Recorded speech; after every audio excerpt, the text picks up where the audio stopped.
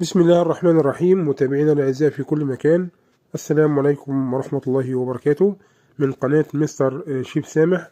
معاكم الشيف سامح إن شاء الله. النهاردة مع بعض هنعمل مع بعض اللحمة المتحمرة على الفحم بتتبيلة جميلة جدا إن شاء الله. هنشوفها إزاي نتبلها ونسويها على اللحم، وإزاي على الفحم آسف، وازاي تكون اللحمه تستوي ما تنشفش مننا، وتكون جوسي وطريه من جوه. نقول مع بعض بسم الله الرحمن الرحيم. نبص على الطريقه الاول. بنعمل تتبيله للحمه. معايا طماطمايه، حبايه طماطم واحده، وحوالي عن بصلتين او 3 بصلات صغيرين كده، او ممكن تكون بصله كبيره. بنقطعهم مكعبات عشان دول طبعا هنفرمهم في الخلاط. بنقطعهم كده مكعبات عشان بنحطهم في الخلاط، او لو حد عنده كبة ولا حاجة بيتفرموا مع بعض. النهاردة معايا حوالي عن كيلو وربع لحمة ستيك، او لحمة من وش الفخدة. مقطعها طرنشات، وهنشوفها مع بعض دلوقتي. متقطعة طرنشات كده زي ستيك كده، وبنعمل لها تتبيلة.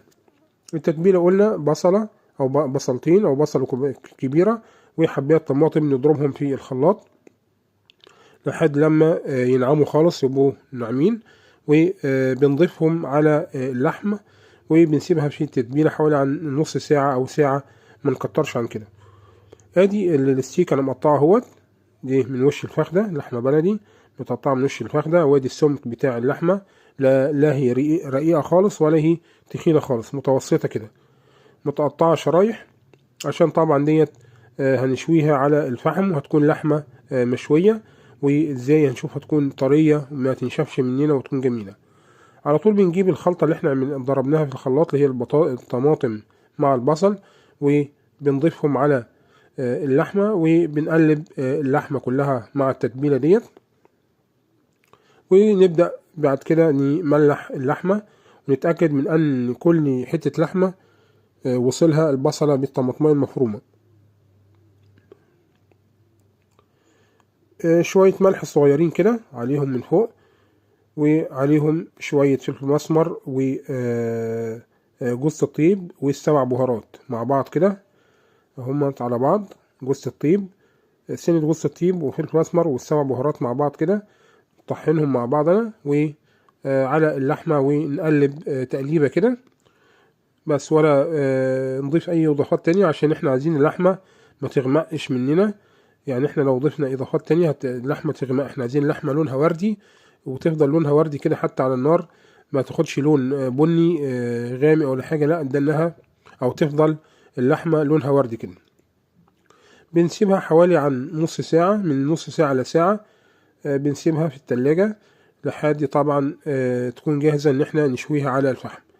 قبل ما نشويها على الفحم يعني بنضيف عليها معلقة من الزيت، معلقة كبيرة من الزيت، ونقلبها مع بعض، وعلى طول على الفحم يكون شغال، وعلى الشبكة ونرص اللحمة كلها جنب بعض كده بالتساوي. وادي شايفين اللحمة لونها مغيرش، لون اللحمة أحمر زي ما هو. يعني اللحمة لو ضفنا لها طبعا خل، وضفنا لها ليمون، وضفنا لها وقعدت في التتبيلة كتير، هنلاقي لونها اتغير بقى، لونها يعني بيسمر او يبقى بني غامق كده. فاحنا عايزينها لونها وردي زي ما هي كده، اكنها لسه مقطوعة من عند الجزار. هي تتبيلة صغيرة خالص، ما نكترش. البساطة حلوة قوي في الحاجات ديت، بتدي طعم. واحنا عايزين نحس بطعم اللحمة، مش منحسش بطعم التتبيلة. هي اللحمة نحس ان احنا بناكل لحمة، ما بناكلش بهارات.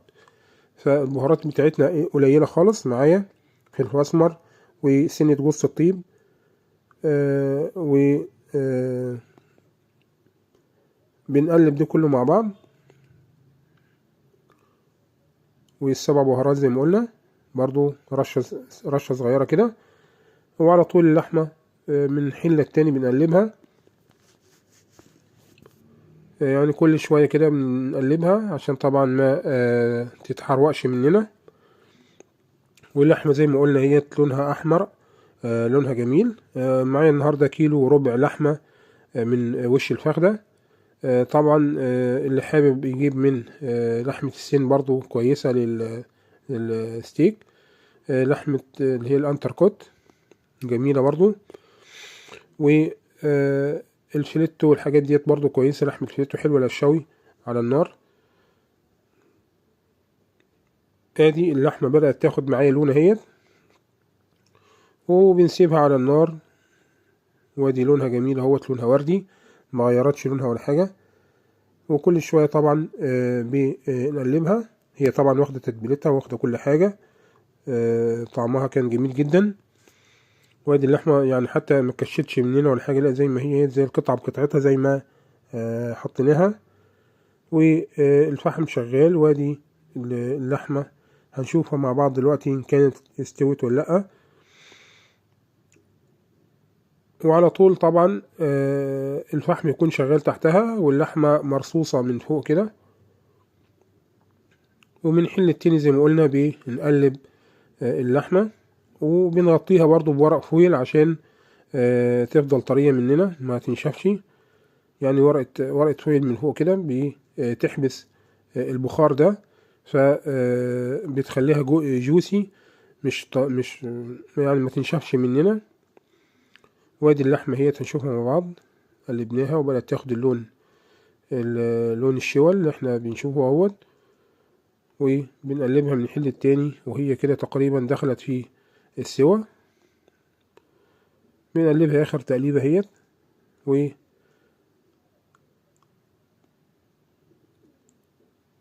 وعلى طول بنشوفها دلوقتي.